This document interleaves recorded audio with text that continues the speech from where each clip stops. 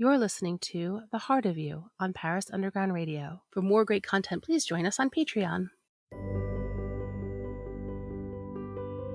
Hello, my name is Annette Deleu, and you are listening to The Heart of You, where we explore tools and modalities for your soul discovery.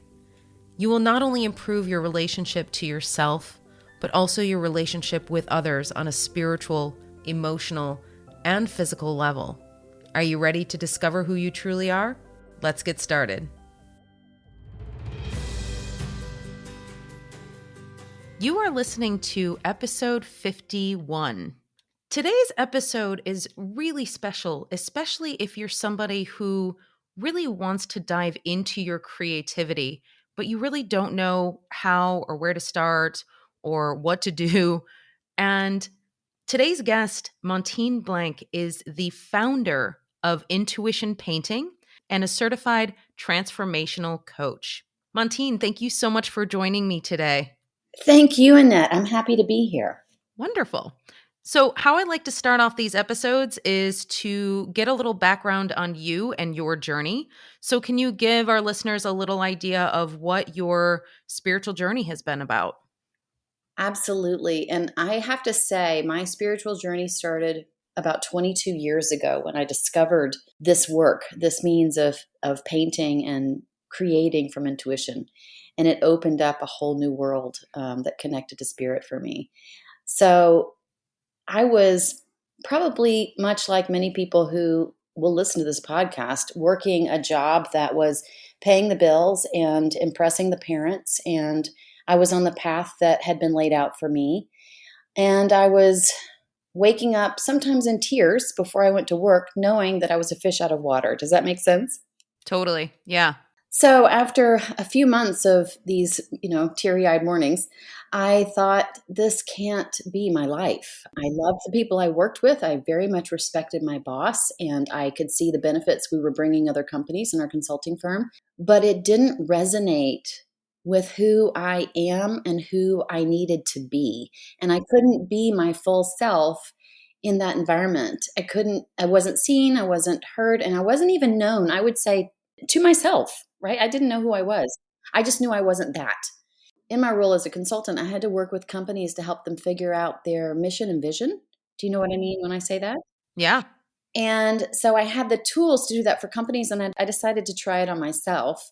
And the words that tumbled out of that process were shocking to me. They were, I aim to use creativity to help others know, grow, and heal themselves. Oh my gosh. Yeah. That's powerful. Yeah. And I had no idea where it came from. At the time, I wasn't creating, I wasn't making art of any kind. I had been to one experience probably a year prior where a woman allowed people to just express with paint. And something in that 2-hour class planted a seed. And that seed grew and wanted to take over, and I had to let it. So, when you got this, and it sounds to me like it was a bit of a channel, right? Like you actually channeled that message from directly from the universe. When you got that message, did you understand what it was?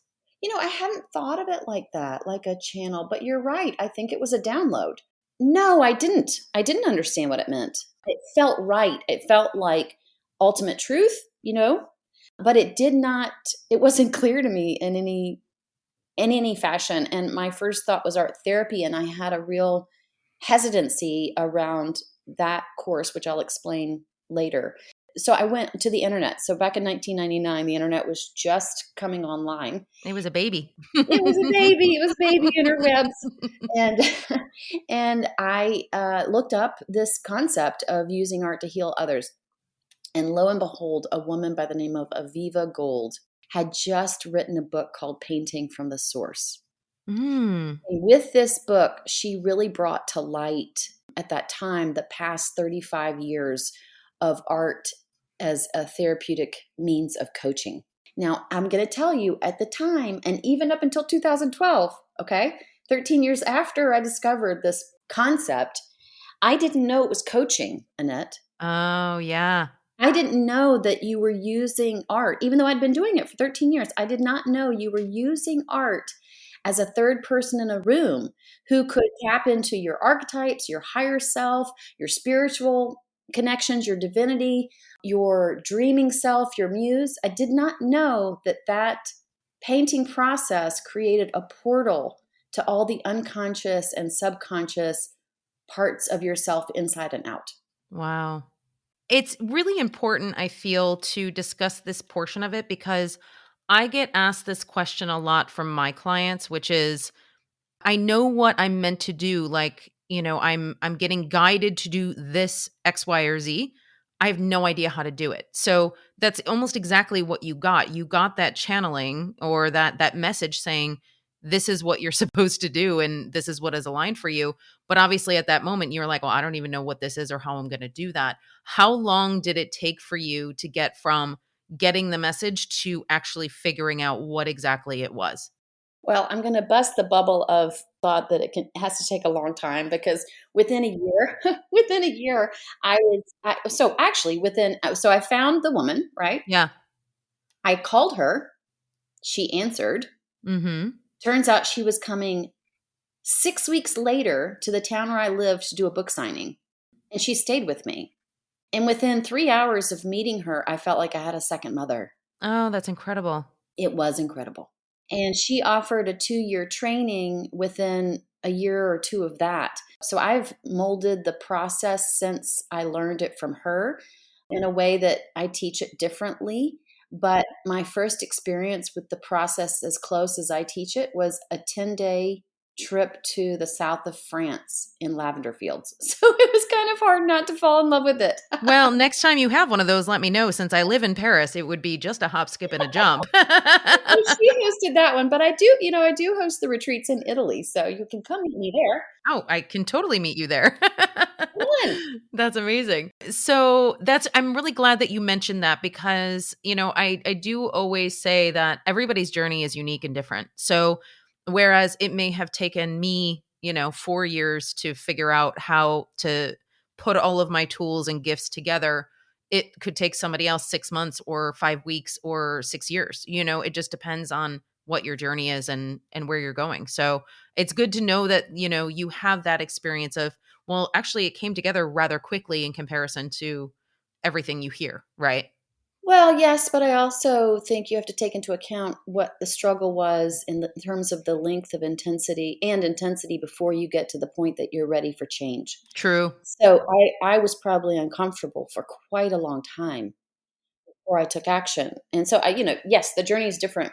There is a slider on that scale, but there's no better or worse. And Well, and I feel like sometimes when it takes a little bit longer, it is simply because you need to have those experiences in order to potentially help others who are in the same boat, right? Who have, maybe in the future, if you're going to be some sort of coach or somebody who is going to be helping others to actually experience some of those things that you will be helping people with actually helps you get them through it, right? So, and sure. and I found that to be the case over and over again. So it really just it depends on, what your soul is here to do and what you signed up for, you know? Exactly. And, I think you'll agree with me that standing in gratitude as the universe unfolds is the best way you can meet it. Yeah, absolutely. So that's sort of the origin of intuition painting. Can you tell me what exactly it is? Yeah, I guess we should get to that part. So it's in the name, right? Painting from intuition, but it's very hard for people to grasp that. And I find time and time and time again that people go through the process and turn around and look at me with bright eyes and say, I had no idea. I had no idea this was possible. I had no idea I could do that. I had no idea this was inside me. So, I'm going to attempt to explain the apparently unexplainable, or at least I have not been great at explaining it. So, what happens over time, starting from when we're very young, is we learn how to get what we want and avoid what we don't want, right? And language becomes our most potent tool in achieving both of those goals. So, your filtering system around what comes out of your mouth is fast and furious and effective. However, When you make art, you have no filtering system. So if you can get out of your ego and away from your fears and express spontaneously, there is a part of you that paints in a symbology for conscious you to receive. That's incredible. Yeah. I had to sit with that for a minute because like it's I know exactly what you're talking about. It needs to land in a particular way. And I'm not sure how else to describe that, but having not done intuition painting yet, and I absolutely will, it is something that I'm imagining that it would be sort of almost circumventing Yes. the usual ways in which you express or think about things or experience things, right? Well, you're circumventing your limbic system. You're circumventing your prefrontal cortex. You're not letting the 10-cent computer that's that a quarter of an inch thick above your eyes and your forehead run the show. You're letting that massive supercomputer behind, right, the rest of your brain take the paintbrush. And what happens is you begin to dream on the paper. Your inner language, which also occurs in your dreams, is what begins to emerge. Your visual voice. So now does this come up pretty quickly? Like the second somebody starts putting the brush to paper, does it happen pretty quickly? I wish I could show you a visual. Is there a way to include a visual that you can share with your listeners? Yeah, absolutely. We'll put visuals in the social media images, and we can also include a link in the show notes where people could go to your website and that kind of thing. So, yeah. Okay. So we're going to include a link to what I'm about to describe to you. Okay. It's called the Intuition Painting Process Flow, and it has 6 stages that a painter goes through when they're doing intuition painting. Mhm. Those include getting centered, letting go of your blocks, connecting to flow, to your muse. I call it the yin principle because I tell people it's when you take your oars out of the water and let the river of creativity move you along. Mhm. And then imagery appears, and we move into the reveal state where we find out what your unconscious or your dreaming self or your divinity is trying to show you Mhm. and what it wants from you and what it wants you to release, what it wants you to grow, what it wants you to reintegrate, what it wants you to reframe, any of the above. And then you give that to the painting. So the painting morphs, the painting transforms, but also simultaneously, your inside stories change. Yes, the transformation happens in parallel. And then the sixth phase is integration. So the sixth phase is integration. That's when all the pieces come together and you can revel in this newfound clarity and I don't know, it's insight. It's so hard to describe, but you can step into the energy that is showing up for you to take on. Maybe it'd be helpful for me to give you an example. So your initial question was, do people drop into this? So I didn't answer that directly. Let me just say there is a process. I call it right brain whispering.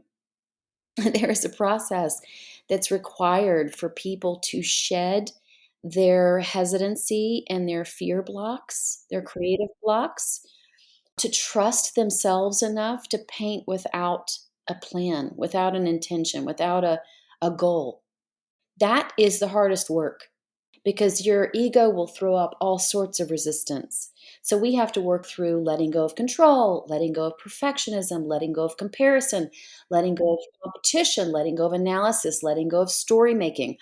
And everyone has their own block to face. And if you really listen to what I just said, you'll realize that those are the types of things that would also serve us to let go of in life. So this becomes a life skills practice in an art studio.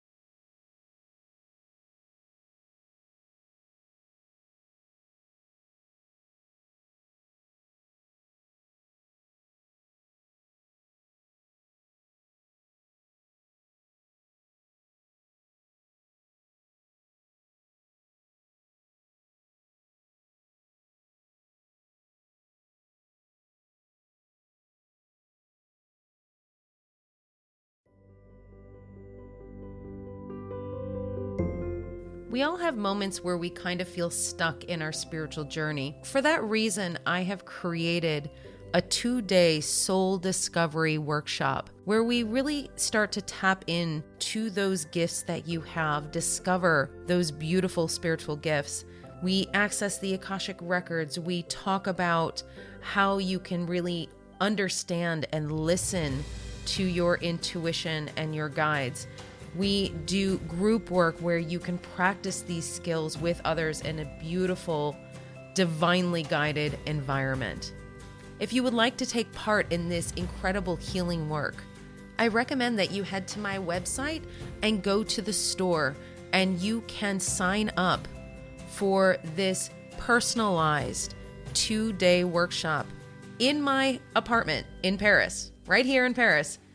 You can join me for 2 full days, and we are going to explore everything that you need to know about your soul. That is infinitesoullove.com/store. The next one is taking place April 15th and 16th, 2023. Paris for all of its myriad of options of things to do throughout each and every day. However, it can get a little overwhelming sometimes to figure out what you want to do because there's so much to do. If you're in this position, I highly recommend you listen to Don't Miss This with Jennifer Garrity. She gives you the best of what is going on in Paris for each particular week. It is definitely something I listen to every Sunday, so go and check it out at parisundergroundradio.com. Right back with the heart of you after a word from our sponsors. Welcome back to the heart of you on Paris Underground Radio. It's interesting because it does remind me a little bit of my experience in college. So I went to art school. So we used to do things that were called charrettes. And what our professor would make us do is literally lock ourselves in a room for 6 to 8 hours and just sketch. Like no matter what it was, just sketch, sketch, sketch. And it was rigorous and brutal, quite frankly, to do it for that long. But, you know, as a means to basically get us out of our head, essentially. So like, okay, so get out on paper really quickly the stuff that's in your head. Okay, draw it and then throw it. And then by the end of the charrette, you're then actually tapping into your intuition and drawing or creating from that place that you're talking about, right? So, I mean, obviously, I don't think that people need to sit in a locked room for 8 hours in order to do that. But I mean, that was sort of the experience I had with it. Well, that sounds like the left brain drain, right? Right. Yeah. Right. So the thing is, what I love that actually. I love that he or she had the wherewithal to get you to that place. I think that's fascinating. At the same time, what I want for my participants is to teach them the skills to have this practice that they can take away and do again for themselves. Right? So I give them the creative mantra prompts, the creative prompts that I just kind of started rolling through with you. I have, dozens of those, but I share a few with participants so that they can remember how to let go. So how do you get somebody, I don't want to say the word on like the phrase on board, but I want to say, how do you get someone who is having resistance, let's say, if they're just completely frozen, they don't know what to do? How do you get people engaged if they're in that state? So there are 3 levels of, I don't know what you want to call them, but hiccups in the painting process that people run into. Okay. One I call getting technically stuck.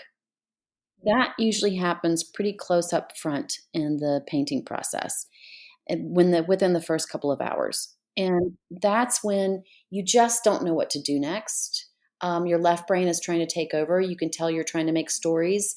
You start getting hesitant, right? You become self-conscious. You're no longer just painting. You're thinking of painting a thing. So it's a switch, right? It's a switch from being in it to being observing it and judging it, more importantly, and feeling lost. And so technical tricks are things like turn your paper, grab a different brush, squint, turn on a timer and paint faster. Like there's all these ways that I have for people to address being technically stuck. The next one is a creative block, and that's when people get blocked by their shoulds, their fears, their limits. Some of those we just discussed. They may start comparing their painting to another person's in the room. They may get stuck on something that they think should be perfect. They may start making a story about it and they don't want to paint that story, right? So that's a little farther along, a little deeper. And then the last one, and this is the big bump in the road. Not everyone goes through this, but I call it resistance. And that is when your, I guess, ego, fear system, limbic system, whatever we want to call it, but your brain does not want you to go into the territory that it thinks your paintbrush is taking you. And it tries to shut your whole body down in order to protect you from what it believes is about to show up. So it's crazy in that people will just all of a sudden have to take a nap, need chocolate. They'll feel like they're starving even though they just had lunch. They'll have to make a phone call. They'll worry something's going wrong at home and want to check their messages. They'll, crave a cigarette and they haven't smoked in 20 years. It's nuts. The body is a powerful resistor. And so what I can do for people in each of those is talk them through so they recognize what's happening and then give them the tools to paint through it. That's all you have to do is paint through it. I want people to have tools they can take away. So that's why, when you know something's coming, you're not as shocked by it. It's a little more manageable. That's really beautiful because basically it sounds like when somebody goes through this, and like you were saying, not everybody does, but when somebody goes through that process, when they do go home and start doing this practice, they'll now be able to identify, oh, there's that need to, go distract myself or have a cigarette or eat or do whatever. That's my coping mechanism to not deal with whatever this is inside that I need to look at, right? So identifying that in the experience of intuition painting is then giving them that signal of like, oh, hey, now I know what this is. I can recognize it. That's incredible. Yeah, it's another level of reveal. So you have the painter, you have the witness, you have the judge of the witness, and then you have the higher self, all in this painting process. Wow.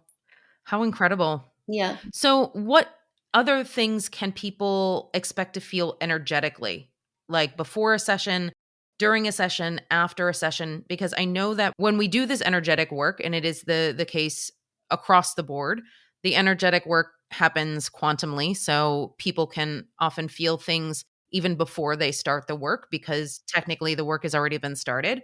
So, what are some of those things that you've experienced with your clients? I mean, Annette, people are so afraid of art to begin with. You know Brene Brown, Yeah. right? She likes to talk about shame research, of course. Mhm. And she identified that 82% of US adults on average have shame scars, right? They carry shame, a debilitating shame of some kind.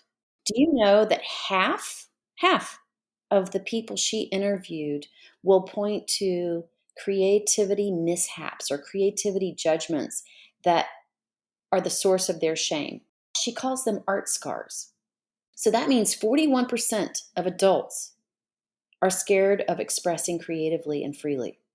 So I have that barrier, right? So it's not just like saying to someone, "Hey, this is going to make you know, grow, and heal yourself." I have to get people beyond the fear of making art and visual art. It's not like a song where you can sing it and it disappears. Well, and it doesn't even have to be just people who have never done art in their life, because I can speak from experience, going through art school and getting a design degree. I had a lot of trauma surrounding the judgment of my work from school. So like, I had professors tell me, "Oh, your stuff is so weird. You should go work for Tim Burton." Now, I consider that a compliment, but like, they didn't mean it that way. And there were other moments where, I was told I wasn't good enough, or, maybe you should try a different field and, things like that. So it's like, even though I ended up becoming a successful designer after that, it still took me many, many years to break out of that shame and fear that I wasn't good enough, because that's what they told me in school. So I have considered doing a class for people who have survived art school. I think that would be amazing. Because people come for various reasons, artists and non-artists, and the process meets them wherever they are. So I like to say that, it's almost like the biggest boulders that are blocking your flow are what will show up first. So it's a very individuated process, and every time you paint, a different thing emerges. So yes, the judgment of art comes up quite frequently with people who have had, training, art school. Capital A. I call it the capital A, the fine art. So what we paint is art that's fine for me. Yeah, exactly. I love that. So they have the fear of art. Hmm. Then there's the fear of what will be revealed in a space, or in a circle of other people. So it's the fear of what will come up and show up, not only what other people will see, but what they'll have to face. So it elicits quite a bit of anxiety or nervousness for people the minute they sign up. And then they talk themselves through it. But I've had people cancel their flights the night before they were supposed to fly in for a retreat and then rebook them the next morning. I mean, it's intense for some people. Some people, they sign up, that's it. They don't think about it again until they arrive. So it's different for everybody. But I would say the fear, if it's going to be anything, it's some kind of fear or nervousness or excitement that shows up beforehand. During the process, oh gosh, I don't mean this to sound, sometimes I don't want to sound overconfident in this process, but I would seriously say people are blown away. I mean, that's the testimonials we get. I mean, I think that's completely fair to say. I mean, absolutely. I mean, this kind of work, I imagine, is absolutely profound for a lot of people. Well, we don't teach people that creativity is their birthright, their innate capacity. I mean, as a species, it's the only way we've survived. We don't have fangs, we don't have fur, we don't have horns, we don't have anything to protect ourselves except our brain, creativity. So it not only do you have that capacity, when people tell me, I'm not creative, I say to them, who's dreaming for you at night? Who's putting that film on the back of your eyelids every night? But anyway, so yes, there is the experience of just being surprised at what art can do. And then afterwards, I get calls from people regularly how their life has changed. Beautiful. In general, what are the most common comments you will get as to how their lives have changed? They feel freer, more open, more courageous, more confident, more powerful, more empowered. I mean, I had one woman, I love her story. She showed up to a retreat in Costa Rica and she met me at reception.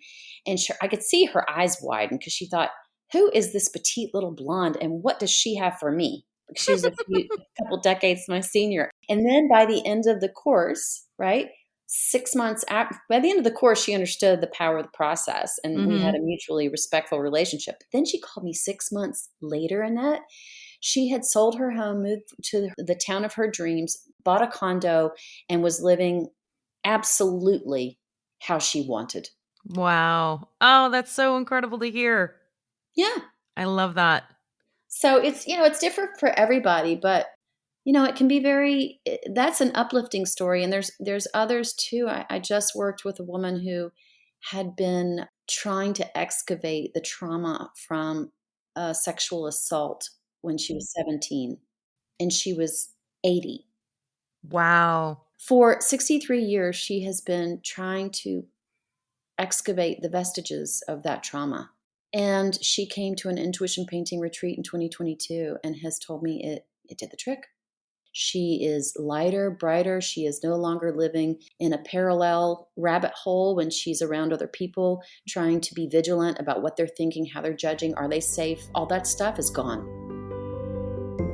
Are you trying to manifest your dream of moving to Paris? If you are, I would highly recommend listening to the Paris Estate of Mind podcast. It is right here on Paris Underground Radio, and it will give you everything that you need to know about renting apartments in the City of Light. We will be right back with the Heart of You after a word from our sponsors.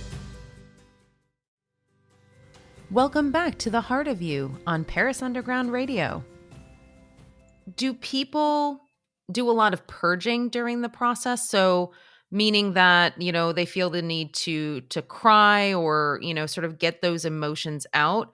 And if so, how easy or hard is it for people to do that amongst the circle? So, the thing that I love about intuition painting is how gentle it is in spite of being immersive. So, you could work through serious stuff and be laughing. Oh, I love that. You could also be wailing and then laughing because it has that. There is a tightrope that stays in everything is okay land. So even if you dip down to an emotion that needs to be expressed, the only way around it is through it. So even if you go to an energy in your body that needs to be released, that's the way we work through it, is this concept of release or allow in. So emotions aren't scary. Emotions can't hurt you. We're in a safe space in the circle where witnessing is the, part of your job, is being a neutral witness to whatever happens and not having to save anybody's day. So there's a lot to be learned about caring in a healthy way for others' emotional, others emoting, others' emotional processes. So, I mean, you have to stop me because I could go on. No, I love it. We're talking about the release right now. Yeah. I'm curious about the other end of that, which is, let's say somebody has been through the release.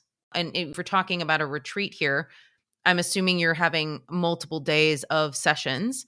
Let's say somebody has been through the release and is now moving into a creation energy.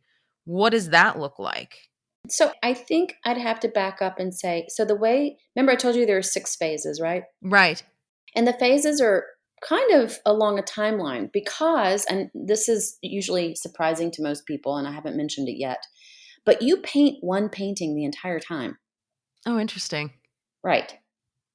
So unlike most creative experiences where you can throw it away and throw it away and throw it away and start over and start over and start over, that's how you meet your barriers. That's how you meet your blocks. And the painting grows organically. So it's you stand up and paint, and sometimes the paintings are as large as a door, if not bigger. We paint on 8x4 easels. So because of the way the process happens, first timers follow along that path in a fairly parallel time sequence. So there's not you're not on a retreat where people are popcorning their emoting. It's more like you build up to a place, right? So you go through centering, letting go, connecting, revealing, transforming. So that reveal and transform piece is where you have the most visible emoting occur. It's like everybody just goes through the ringer. It could at the same time. So it could be the ringer of joy. It could be the ringer of anger. It could be the ringer of regret, but it always ends up in greater self love and relief. How much of that is naturally occurring in that cycle, in that flow, in the group? And how much of that is almost guided by the prompts that you're giving them, by the guidance that you're giving them? So the guidance that I give is non directive.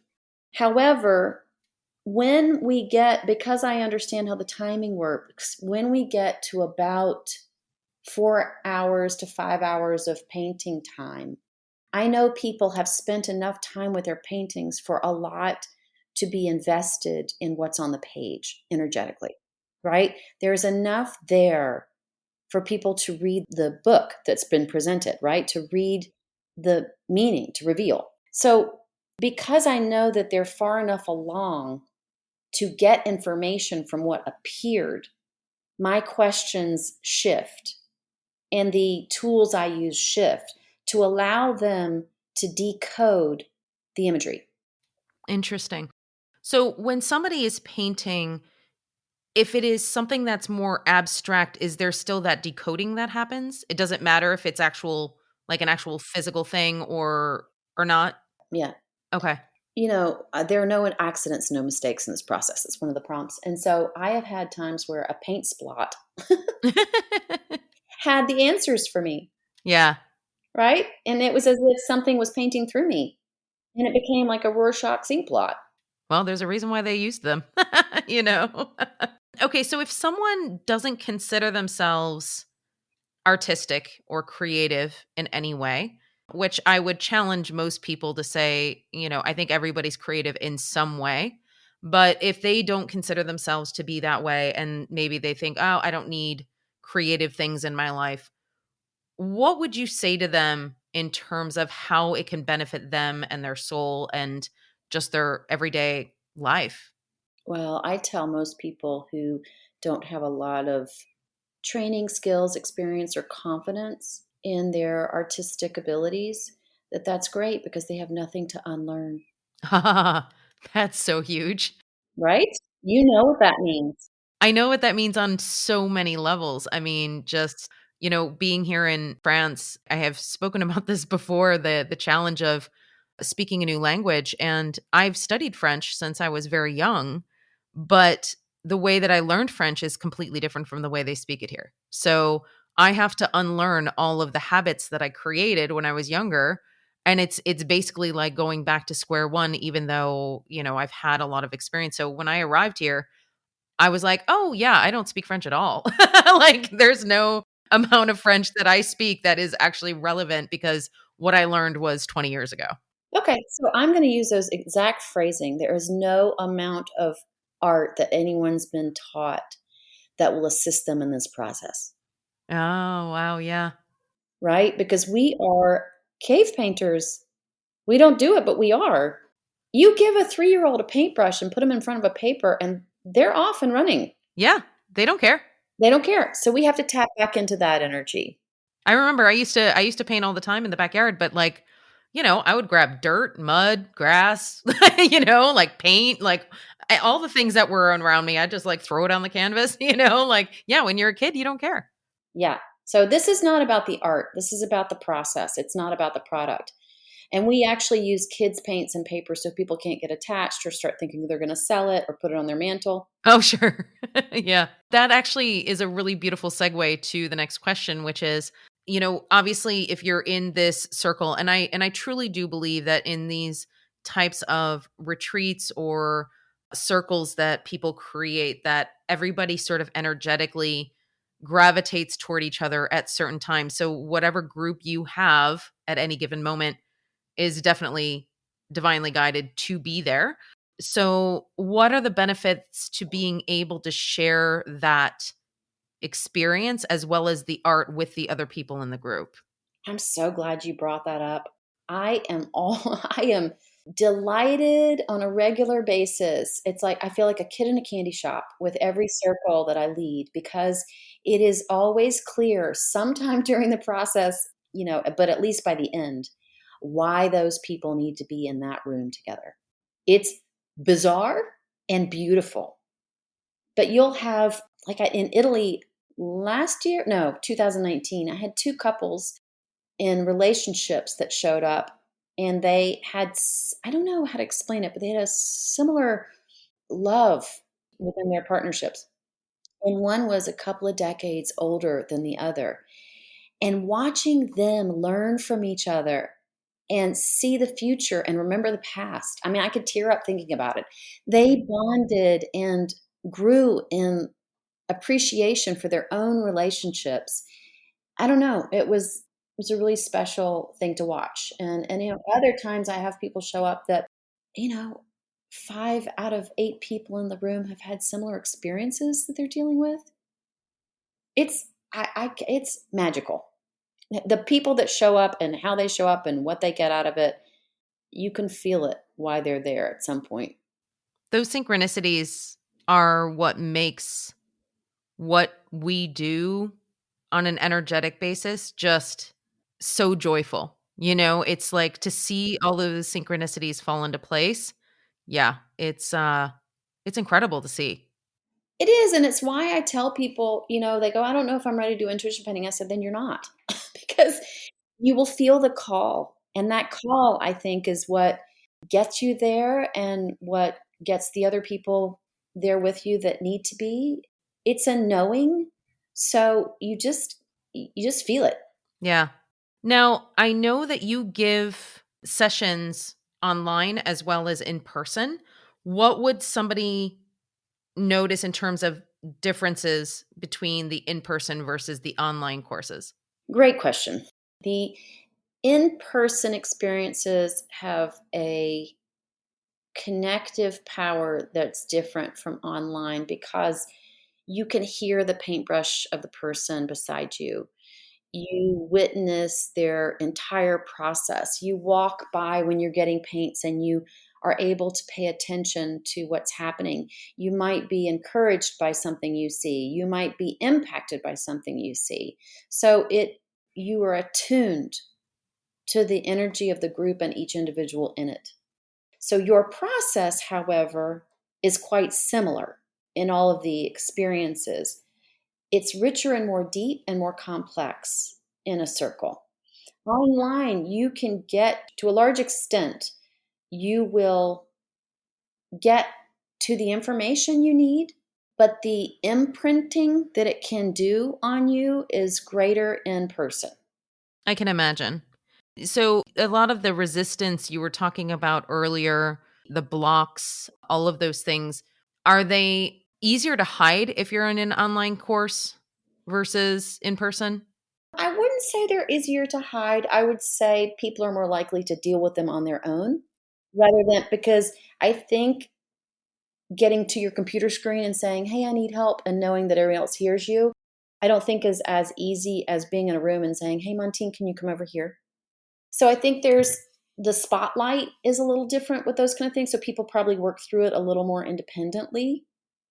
And the thing that I like in a circle is while the person next to you might be dealing with comparison or not knowing what to do next in their painting, and that may not be where you are in the moment, it gets tucked away for when you do get there. So you learn more. It sounds like also if somebody is maybe reticent to do an in person circle, that maybe doing one online would help them get that exposure to then take the next step into an in person course. Yeah. I mean, this process, it's hard for people to believe this, but it works even if you don't do it right. I just had that example. So I have been trying for a number of years to work with the veterans community, and we finally got funding, and I just finished an online course. And one of the participants in particular, though, just had some complications with what was happening in their life so that they couldn't really do the painting process in the way that I teach it. And instead of doing one painting, they ended up doing five paintings. And instead of being able to do the last embodiment process, they couldn't. And at the same time, they still stood in front of their painting and said literally this: the painting is telling me it's life. It is the life force. And it wants me to create more, and that I need to let myself be consumed with my creative passion the way it used to be. And then later, 5 minutes later, he said, "Excuse me, I'm sorry. I need to be more transparent. I need to be more honest and share something with the group." And we said, "Sure." And he said, "It wasn't life force. It said it was God, but I'm an atheist. And so I don't know what to do with that." Oh, wow. Yeah. Whether you live in France or whether you're just trying to learn French, sometimes navigating the nuance of the vocabulary can be daunting. Navigating the French is a podcast that explores each one of these nuances that will help you integrate the language into your everyday vocabulary and help you understand the history of that word or concept. Emily Monaco is a delight to listen to. So head over to Paris Underground Radio, Navigating the French. We will be right back with the heart of you after a word from our sponsors. Welcome back to the Heart of You on Paris Underground Radio. Energy doesn't lie. It never does. And so when you have that energy flowing through you and you are in that space, Mm-hmm. it's going to, like you said, it's going to take over. It's, you can try to get in the way all you want, but it's not going to happen, right? So that kind of speaks to what you were saying earlier about it's going to happen regardless, right? It's just It will ultimately be revealed in its fullness and in its truth. Because I kind of feel that a lot of it has to do with just basically us and our egos and our human selves just getting in the way. I mean, it's always there. It's not like it's all of a sudden here where it never was here before. It's always been there. It's just a matter of uncovering it, right? Oh, yeah. Oh, yeah. Oh, yeah. Yes. No, it's so funny. I remember saying this to a friend in the fall. I said, we walk around and say, and then the universe just opened up to me. And I thought, that's backwards. We opened up to the universe. The universe was always there. Yeah. It was always open for business. Universe has been here like going, "Hey, I'm here. Yeah. Anybody there?" The Like universe just opened up to me. I just have to laugh. Oh, well, maybe you opened up. yeah. Yeah, 100%. So, you're doing all of these amazing retreats. What do you have coming up next? So mid-March, we have an intuition painting in person in retreat. It's a 4-day long weekend retreat. Then I start intuition painting facilitator training in late March. And then in very end of March, early April, we double back and do another intuition painting in person retreat in Joshua Tree in a magical private ranch on 5 acres and a wildlife corridor backing up to the Joshua Tree National Park. Oh my gosh, that sounds incredible. Yeah, it is. It's a stunning location, and you get to see the constant changing sky. The stars are brilliant. Anyway, so the location is nice. And then in late May, early June, I have 2 6-day in-person retreats in Tuscany, Italy, Ooh. with incredibly gifted chefs, an Ayurvedic massage therapist, a Reiki practitioner, a yoga teacher, and intuition painting in a private medieval Borgo, which is like a renovated farm complex, not a house. It's got 13 apartments, all to ourselves with a pool and a view of Florence glittering in the distance. All right. So, those of you who want to go to that one, you'll probably find me there.